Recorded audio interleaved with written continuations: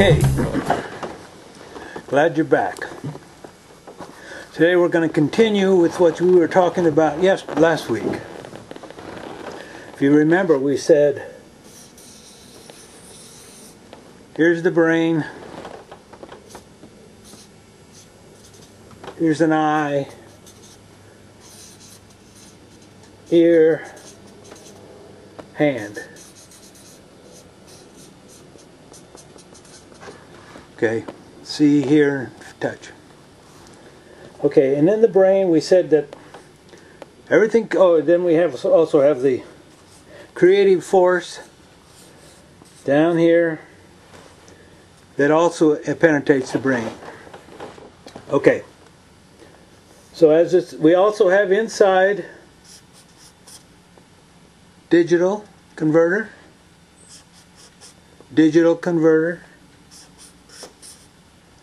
policeman, traffic cops, computer.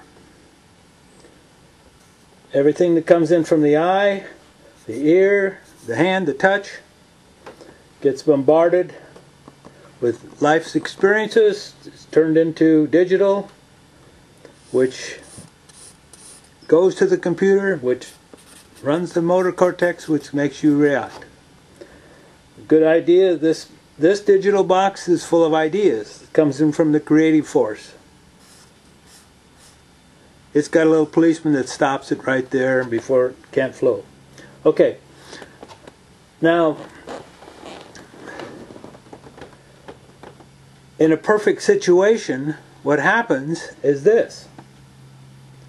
The eye, the ear, the touch, all these factors, and the creative force that turns a good idea, when they're all flowing, when the policeman let this go through and let all this go through, everything is in harmony, gets down the computer, and as a result you get a good painting, a good poetry, a good photograph, whatever, the good stuff.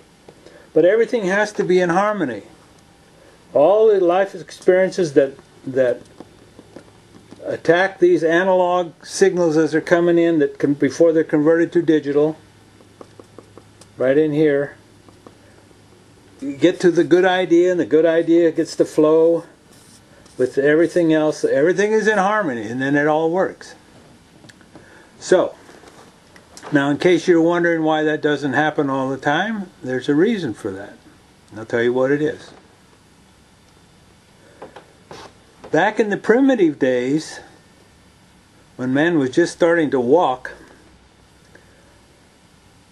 there was nothing in the brain except for three things: eat, sleep, and defend. That was called the survival group. Eat, sleep, and defend. And that's all that was in the brain. Eat, sleep, and defend. So everything that came through the eye, the ear, the hand, the touch, and the creative force were all attacked by or bombarded with these three things, influenced by these three things as they went from analog to digital. So when they got to the digital, that's all they were. They had to deal with these three things: eat, sleep, or defend, including the ideas.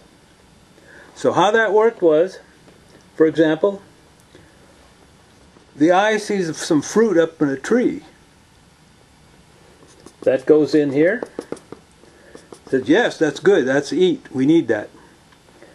But the thing is, it's too high and you can't reach it. So down here comes a creative idea. And it's bombarded with this same stuff. And it says, well, how about if I get a stick and hit that thing? It'll knock the fruit down and I'll get to eat it.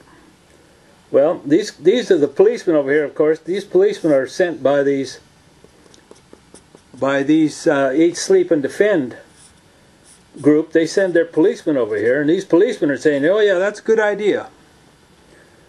So let's let that flow. And he lets that flow, and it's all coordinated. See, everything is in harmony, and then the guy gets the stick and knocks the fruit down and he eats. Okay, so that's how it went for, I don't know, thousands of years. Just with these three main influences. But as the experience grew, because of the stick and other things, they saw fire, they saw other things. As they began to use more ideas, their brain started to fill up with new things, different ideas and things. See, that played on this analog as it came through. So, for example, the guy with the guy that figured out the stick, he figures out one with a little hook on it that works he can get twice as many fruit down.